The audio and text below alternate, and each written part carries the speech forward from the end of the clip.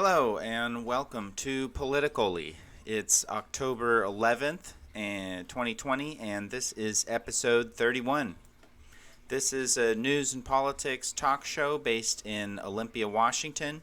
I talk about a bit of everything, but I try to focus first locally and regionally, and throw in some other issues as well. I'd love to bring more perspectives on this show, so please comment or contact me if you'd like to contribute in some way or share anything. I don't know about you, but of all the channels I follow for news and opinion, it seems like we are just bombarded by talk about Trump and Biden and the presidential election. And as for me, I've been talking about Howie Hawkins and the Green Party a lot in recent episodes. That's important. But we have to stay balanced and not be so distracted we're not seeing local issues. So today I'm going to set the presidential talk aside and catch up on some other topics. I hope you'll stay tuned and comment with your opinion, link to stories I should talk about next week, and that you like the video, subscribe, and share. It's a small channel, so every little thing you do to boost the video and channel is greatly appreciated. Thank you. It's a short show this week without an interview or a particular featured topic, so let's just dive into the news here. You will find links to everything I'm talking about and showing on the screen in the video description below. We start here in Thurston County in Capitol Forest, where activists have set up a blockade to stop the logging of over 100 acres of critical, not quite old growth technically, but late succession forest there in Capitol Forest. They've dubbed it the Chameleon Blockade, and you can find them on social media or on their webpage here at chameleonblockade.com. I want to thank everyone involved for their work on this. I appreciate you, and we're with you. We need our forests intact, especially in light of the climate crisis. We have to be doing everything we can to protect the ecosystems Mother Earth uses to keep us alive. John Barksdale from Tacoma is the primary tree sitter. Wait, I misspoke there. I think I said Tacoma. John is from Tumwater. My apologies if I misspoke there. Anywho, but so hey John, you're doing a fabulous job. Rock on. Sounds like John is pretty well set up there with supplies to last quite a while. Here is an update you can find on chameleonblockade.com. They have the authorities have come in and threatened the supporters and protesters and folks trying to bring supplies or be independent media. All those kind of folks, the law enforcement has threatened to arrest with trespassing and cleared out of there.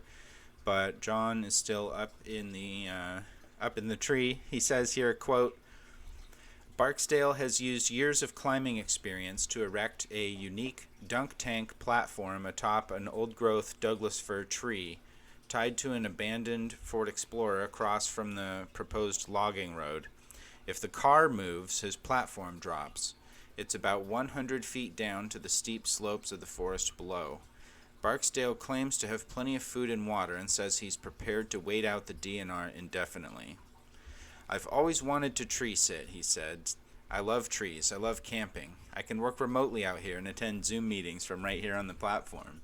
It's super dreamy up here, and I'm trying to save these trees. I can't think of anything else I'd rather be doing. And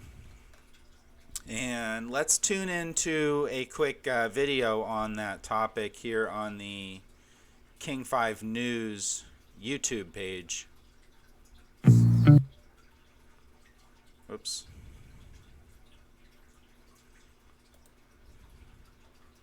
He's not using his real name and didn't want to show us his face, but the man says he is not afraid of being arrested or even getting hurt if it helps save these trees.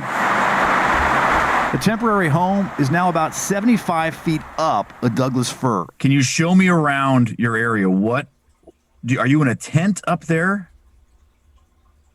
It's a platform. It's just a framed sheet of plywood. The Wi-Fi is not the best in the forest. So that's down to the ground. He's going with a fake name, Mr. Barksdale. He says he's been up in the tree for about a week protesting the Chameleon Project, a planned clear-cut of 187 acres in Capitol Forest just outside of Olympia. The trees average about 65 years of age. This is state-owned forest land. The Department of Natural Resources routinely sells timber harvesting rights on these lands to benefit schools and local governments. But this project is now on hold. Mr. Barksdale! A group calling itself the Chameleon Blockade helped get supplies up the tree in case it came to this, a potentially dangerous, even criminal gesture they view as a call to action. We cannot continue clear-cutting our public lands, first of all, but any lands in a climate and ecological emergency. It's not that large of an area to negotiate about, so I hope we can come to some kind of agreement. He hopes his protests will at least save a portion of the project. The trees, he says, are 100 plus years old. You're willing to put your life and your freedom at risk? I don't really feel unsafe like being here. I feel safe and fine, and the legal ramifications we'll just have to see. I'm not too worried about it. While the negotiations continue, DNR law enforcement has this road blocked off. They're watching it 24/7 to make sure he doesn't get any more supplies. The man tells us he has enough food and water to last a while. In the Capitol Forest near Olympia, Drew Mickelson, King 5 News.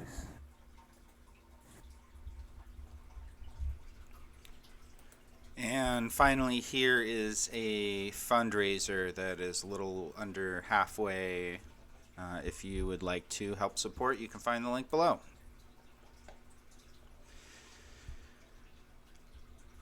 So, Thurston Community Media, formerly known as TCTV, is an excellent community resource. I don't know if they're doing what they're doing for classes right now, but typically, due to COVID, but typically they have media classes and things that you can do to learn more from them. And they also do candidate videos and things like that around elections. They've got a couple here that I will highlight. You can see, let me just play one for you as an example.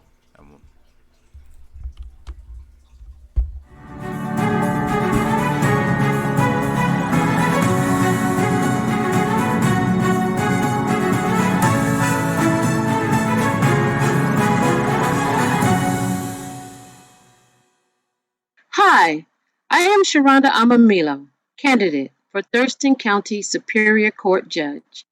Thank you for having me, and thank you for your interest in this process. First, I'd like to thank my family, friends, and supporters. They have been tremendous in this journey. My life has been one of service as an attorney, as a soldier, and community volunteer. I serve on CYS's Community Youth Services At-Risk Youth Committee to assist juveniles who are at risk of becoming involved in the criminal justice system, are homeless, or victims of trauma. I also serve Washington's Trafficking Prevention Board in helping to facilitate prevention of people becoming victims of commercial sex exploitation. I also serve on the Criminal Justice Treatment Act panel and the Criminal Justice Opioid Work Groups to address issues of folks involved with substance use disorders as a result of the opioid crisis. People should expect judges and courtrooms to be courteous, impartial, and inclusive. I have 17 years as a trial attorney in the Superior Court, representing parents, individuals, and youth in crises. I've also represented people who need to be held accountable for the community's safety. It's very important that we look at opportunities to hold people accountable, as well as opportunities to decrease recidivism through restoration and other non-sanctioned or non-punitive processes. With 22 years in the military, I really have the basis for addressing needs of veterans involved in our court system. I understand families, that move around a lot. I understand the potential for PTSD behaviors related from those traumas. I understand that veterans come from different backgrounds, and I come from many backgrounds, having been raised in rural North Carolina, traveling to Europe, and living in other parts of this country. But I've been in Washington for the last 29 years. 5 of my adult children are military affiliated, and we have 7 children between my husband and I. I would be pleased to accept your vote. These are trying times, and we have a lot of work to do to ensure that everyone has confidence in their courts after the COVID-19 crisis. I look forward to serving as your next Superior Court judge. Thank you.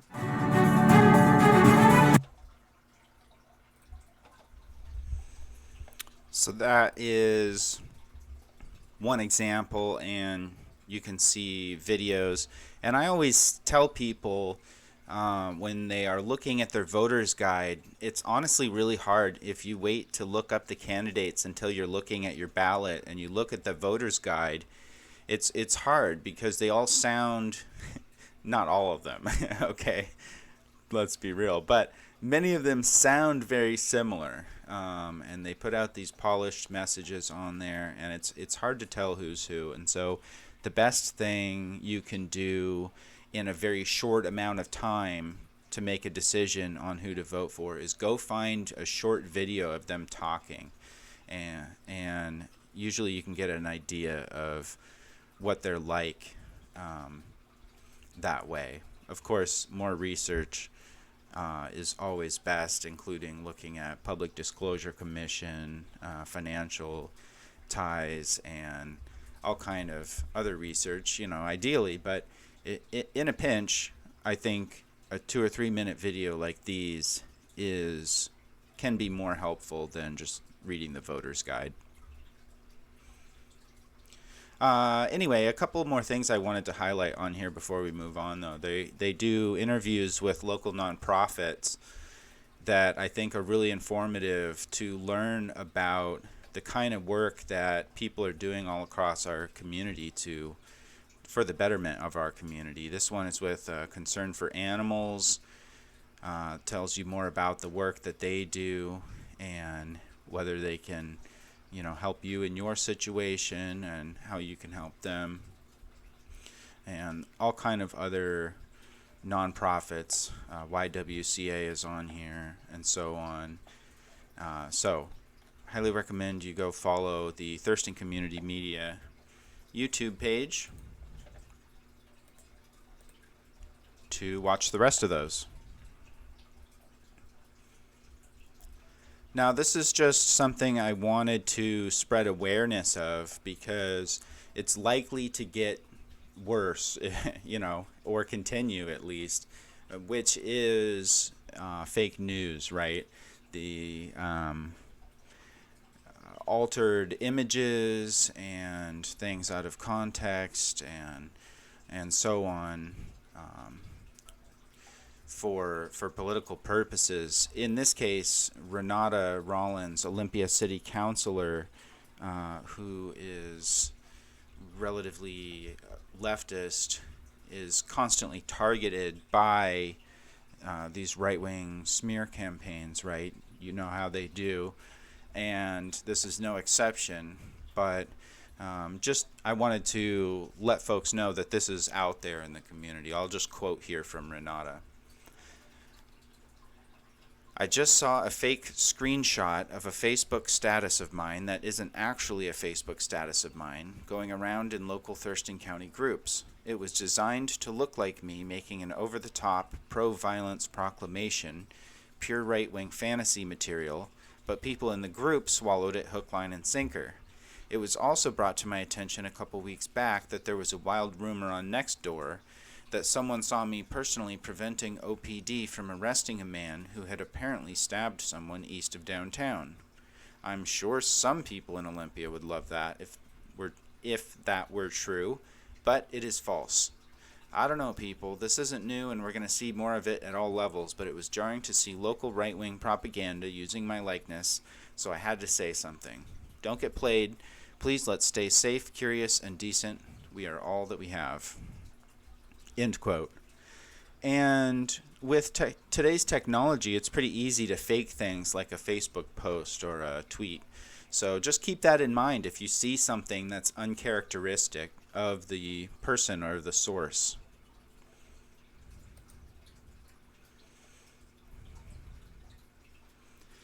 Here is a tweet from Washington Governor Jay Inslee, quote, "Let me be clear. When the market for airplanes comes back, Boeing must bring these jobs back to Washington State."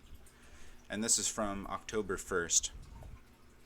The context for this is that there's talk in the news of Boeing moving a big production plant to another state after Inslee and the Washington legislature gave them $8 million or whatever it was of tax breaks as incentives to build it in Washington. And I had replied commenting, this is what happens when you support capitalism. The capitalists don't care about you or me or Washington. You support them anyway, but guess what? They will throw Washington workers away without a care the moment it makes them a buck.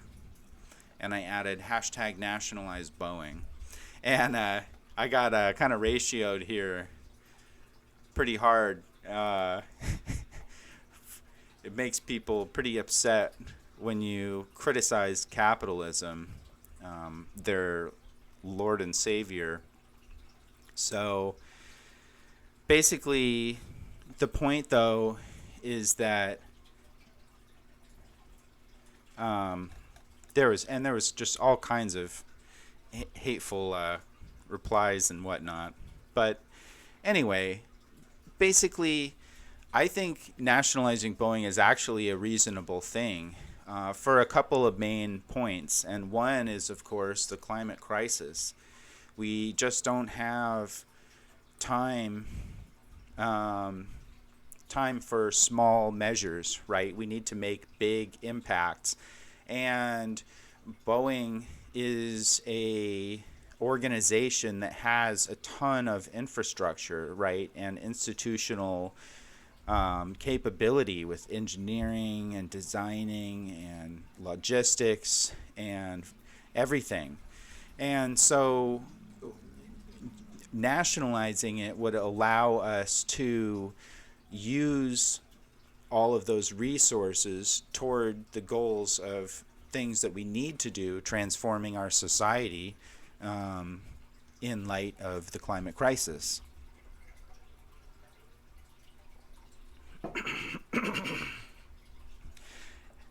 And that's the need. And so Boeing has a history of using those resources for, in the context of capitalism, they use those resources for what's profitable, which is often militarism. And they have made, numerous oligarchs their fortunes through the propagation of that violence and directing that massive. I mean, think about all the workers involved with Boeing over the years, all of the capability and all the education and the ideas and the inventiveness and all the work that was organized into this organization. And the oligarchs took all of that and applied it to making war instead of doing things that our society needs. And so that's my basis for my case on that. So that's actually a serious suggestion, in my opinion. And here is an article. This isn't new. It's from 2019, December 23rd, 2019, by Charles Moudade in The Stranger, called "It's Time to Nationalize Boeing." And Charles here expounds upon some similar logic to what I'm talking about, and talking about a lot of the problems. They have cut costs on safety and testing and whatnot, and so you get these problems with the 737 MAX and the Starliner failure and all these things that really are just clearly just deep problems in the organization. But then goes on to talk about what I'm talking about, nationalizing it, and why we should do that. So I'll just quote one paragraph here, and you can find the link to read the rest. Quote, "And here we really hit the heart of the crisis. Boeing was not the kind of corporation that could turn a quick profit, but everything about the shareholder value maximization is about fast returns on placements, which we erroneously call investments. The SVM time horizon is rarely longer than a year, and sometimes less than a second, and development and distribution of a plane series takes decades. Shareholders leading Boeing is like an elephant tied to and led by the impulses of a squirrel. If you can grasp the extent of this asymmetry, if you can face it for what it is, then you will begin to have some idea of the time it will take to undo this mess. Now is not the time of markets. We have entered the time of the state or the public."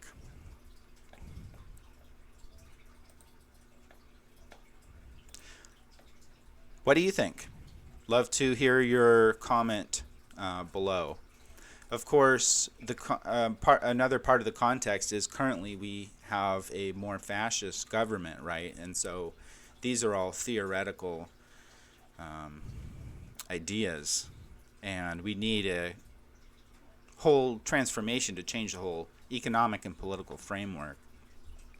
But this is part of that, and it's a part that directly relates to the lives of thousands of Washingtonians, right? All these workers and their families in these communities. So that's why it's important. Another example is SpaceX, Elon Musk's space company. This is an article I'm just using to highlight this in Business Insider by Kate Duffy. But it's fascinating what they're accomplishing from a scientific and technological perspective. However, many people get it twisted and think that's because of capitalism and Elon Musk specifically. I think it's because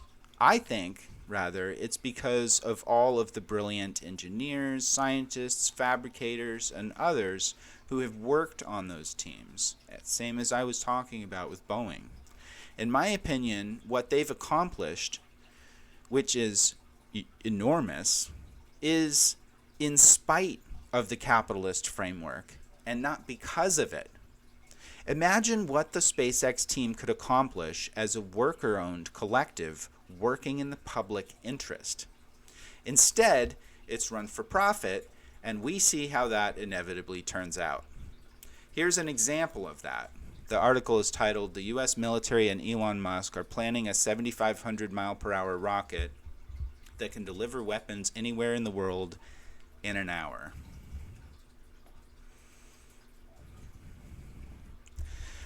So, and they're just basically talking about using Starship as a weapons transport mechanism.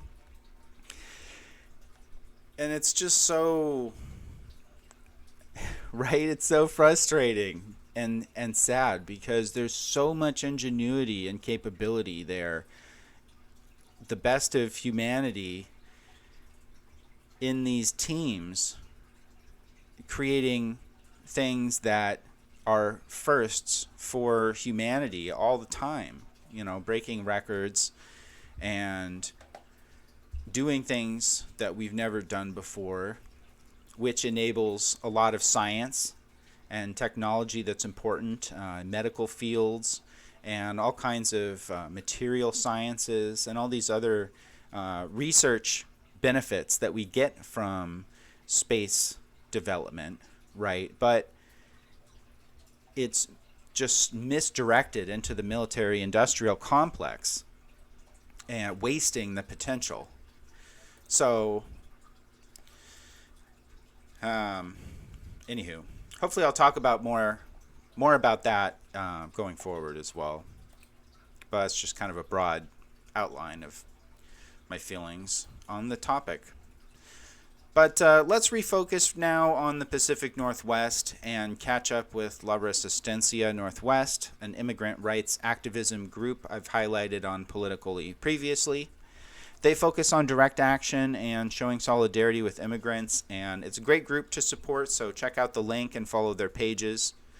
They've been reporting concerns about COVID at immigrant detention facilities since the start of the pandemic, and that fight continues. Last week, a guard tested positive, reportedly, at the Northwest Detention Center, which is a private-run immigrant prison for ICE in Tacoma. And so that's just an ongoing concern. And basically, the statements from ICE and from the administration are just nonsense. Oh no, everything is safe and fine, don't worry about it, right? Is the gist of their message. And so La Resistencia and others have organized something called a People's Inspection, which they've been doing for the past week or so. And they've been doing these events live streaming, so you can go follow their Facebook page for their live stream. These are flyers they've made on their Twitter account, but basically with different concerns with regard to the safe and humane conditions of immigrants in those prisons. So thank you everyone involved for doing that work and highlighting that.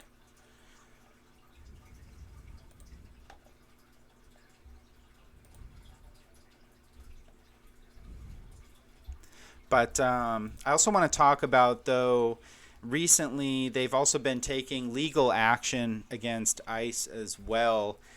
And this is a tweet in regards to that, linking Davis Wright Tremaine, which is a law firm, and working on their behalf against ICE.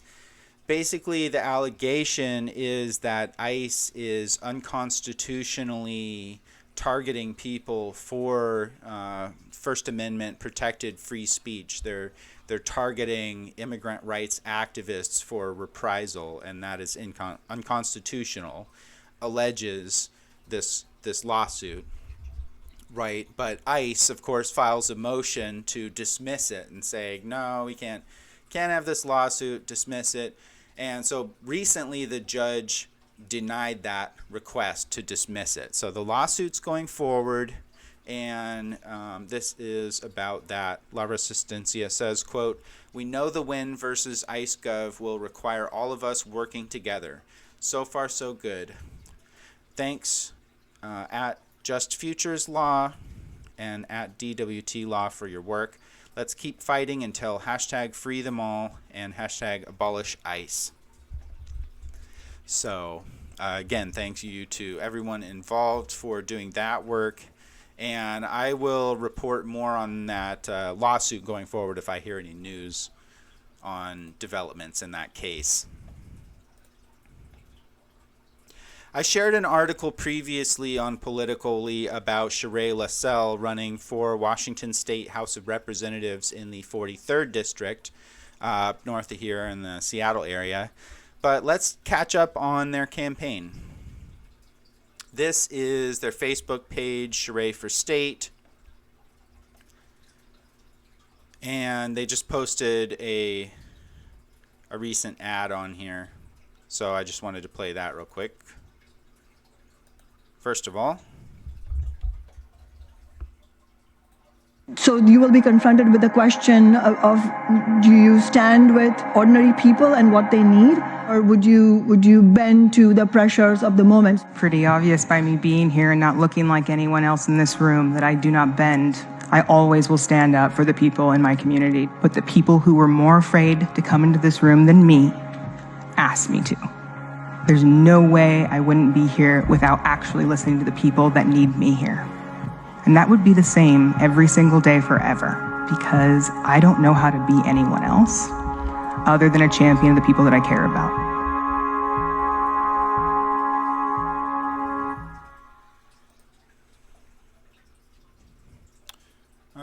was a good little ad there featuring Shamasawant. And you can go to their page for more, as well as these platforms and so on. But what I wanted to share is just this little clip from a recent debate with Frank Chop, who is Sheree's opponent. Chop has been around in the Washington State House of Representatives for decades as a leader, and essentially is very good at talking progressive and then blocking all the actual progressive changes. So that's why this campaign here by Sheree is awesome, and this clip is just an example. So you can go to this page, Sheree for State, on Facebook, and there's a bunch of links here if you scroll down to their Twitch channel for the full interview. But there's just some short clips on here as well.